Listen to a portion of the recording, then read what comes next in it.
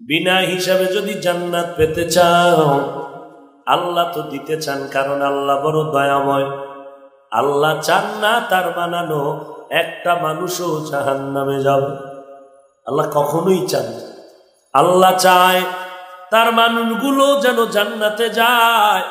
এই জন্যই হাদিস শরীফের মধ্যে নবী বলেন, দুনিয়াতে যত মানুষ এসেছে, যত মানুষ গত হয়ে গেল, কিয়ামত পর্যন্ত যত মানুষ আসবে, সবার নামে জান্নাতে একটা ঘর বরাদ্দ করা আছে,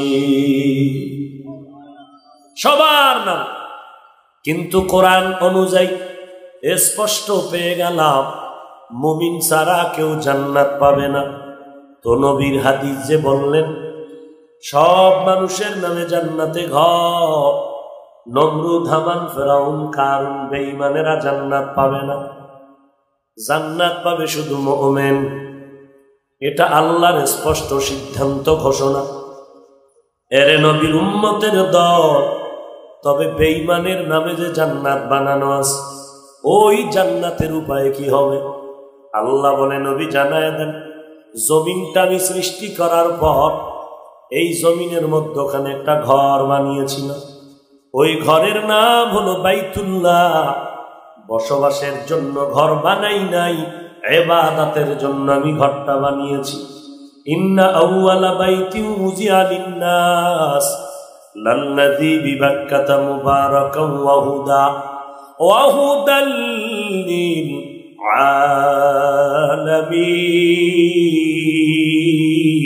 আলামিন। আল্লাহ যে ঘর বানাইলেন পৃথিবী বানাবার পরে, বলেন এই ঘর আমাদের বসবাসের জন্য নাকি ইবাদতের জন্য? আরো জোরে বলেন, ইবাদতের জন্য ঘর, বসবাসের জন্য কেন না? বলে দুনিয়াতে আল্লাহ শ্রেষ্ঠ মানুষ পাঠাবেন, শ্রেষ্ঠ দামি মানুষ।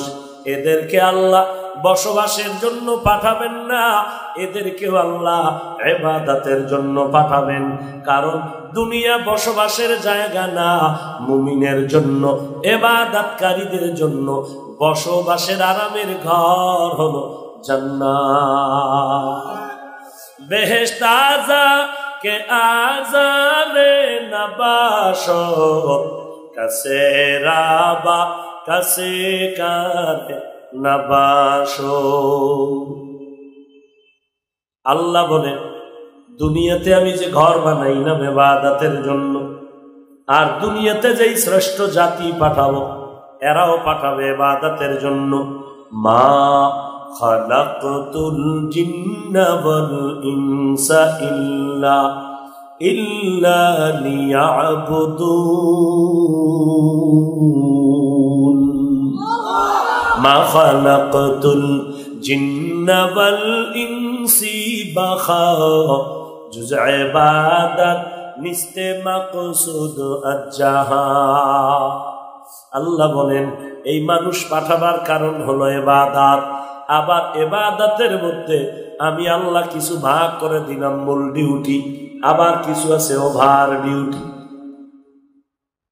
রমজান, এই মুমিন, ইবাদতের মধ্যে ভাগ করে দিলাম। কিছু ইবাদত মূল ডিউটি, আবার কিছু রাখলাম ওভার ডিউটি। দৈনিক 5 বেলার নামাজ পড়া মুমিন মুমিনার জন্য এটা মূল ডিউটি, অন্যান্য নামাজ পড়া হলো ওভার ডিউটি। রমজান, প্রত্যেক রমজানে মুমিন নরনারীর জন্য রোজা রাখা মূল ডিউটি, অন্য সময় রোজা রাখবা বান্দা, এটা ওভার ডিউটি। ও ধনীওয়ালারা, টাকার মালিক, বছরে একবার যাকাত দাও মূল ডিউটি। অন্য সময় গরিব, এতিম, অসহায়, মাদ্রাসা, মসজিদ, ওয়াজ মাহফিল, রাস্তাঘাট ভালোর জন্য, মানুষের কল্যাণে টাকা দিবা, এটা ওভার ডিউটি। জীবনে একবার ধনী, বাইতুল্লাহ গিয়া জিয়ারত করো, হজ করো মূল ডিউটি। অন্যান্য সময় উমরা করো, হজ পালন করো, ওভার ডিউটি। ও নবী জানায়া দেন, মূল ডিউটি যারা করবে এদেরকে মূল লেখা জান্নাত তো দিয়া দিব, সন্দেহ নাই। তবে যারা ওভার ডিউটি করবে এদেরকে জানায় দেন আমি আল্লাহ বেঈমানের বানানো জান্নাতগুলো ওভার ডিউটি করনেওয়ালা মুমিনের বোনাস দিয়া দিব। আতিনা ফি দারে দুনিয়া না হাসান আতিনা ফি দারে উকবা না হাসান ইয়া গিয়াসাল মুস্তাগীসি নাহদিনা লাফতিখারা বিল উলুমে ওয়াল গিনা। জান্নাত কারা পাবে? বেঈমানের জান্নাত কারা পাইব? মূল ডিউটি করনেওয়ালা না ওভার? এখন তো ওভার ডিউটি করতে কেউ আমরা চাই না। জ্ঞানীরা সময় নষ্ট করে না, ও 8 ঘন্টা ডিউটির পরেও আবার ওভার ডিউটি করে। সময়টারে যত কাজে লাগায় ও জীবনের মধ্যে বড় জিরো থেকে হিরো হয়ে যায়। এরে নবীর উম্মতের দল, এই অনেকে মনে করি জান্নাত কোন রকম একটা পাইলেই হয়ে যাবে। আল্লাহর নবী বলেন যেই বান্দা ছোট জান্নাত পাবে 10 দুনিয়ার সমান, ওই জান্নাত পাই আফসোস করবে আর বলবে আল্লাহ সাহাবায়ে কেরামের ভিআইপি জান্নাত যদি পাইতাম কলিজা আরো ঠান্ডা হয়ে যাইত। 10 দুনিয়ার সমান জান্নাত পাইয়াও আফসোস করবে ভিআইপি জান্নাত যদি পাইতাম। আফসোসের শেষ হবে না। এরে নবীর উম্মতের দল, জান্নাত শুধু মুমিন পাবে আর কেউ পাবে না। এখান থেকে আর একটা উপদেশ আমরা নেই, কানসুক করলে হবে? প্রত্যেকটা কথার থেকে নিজের কিছু অর্জন করতে হবে। কি? জান্নাত পাবে শুধু মুমিন। এবার আমগো দেশে বড় বড় দামি দামি কিছু দরবার শরীফ আছে।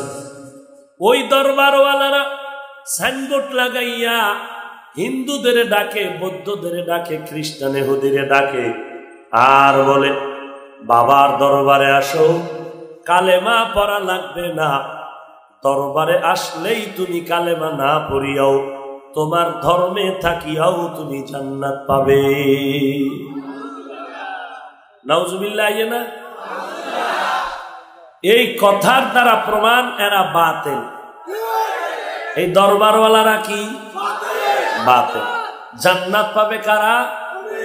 শুধু মুমিন আর কেউ না। আর ওই জান্নাত আল্লাহ চান মুমিনকে বিনা হিসাবে দিবেন। আর বিনা হিসাবে জান্নাত যদি পেতে হয় খাঁটি মুসলমান হইয়া মৃত্যুবরণ করতে হবে। আর খাঁটি মুসলমান হওয়ার জন্য আপনার আমার করণীয় হলো এই কলবটাকে গুনাহমুক্ত করে নাও, গুনাহমুক্ত জীবন তৈরি করে নাও। আর গুনাহমুক্ত যদি চাও, একটা মেডিসিন লাগবে, যেই মেডিসিন ছাড়া গুনাহমুক্ত হবে না। ওই মেডিসিনের নাম হলো তাকওয়া।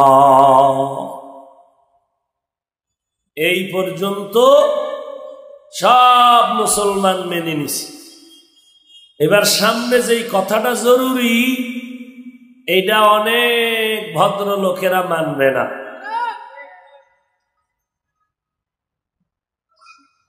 সেটা কি? কয়ে খাঁটি মুসলমান হইয়া মরা লাগবে। কয় ঠিক আছে, মুসলমান হইয়া মরতে হলে, খাঁটি মুসলমান হইতে হলে গুনাহমুক্ত জীবন লাগবে। বলে ওয়েলকাম, ঠিক আছে। গুনাহমুক্ত হতে হলে তাকওয়া লাগবে, আল্লাহর ভয়। বলে ঠিক আছে।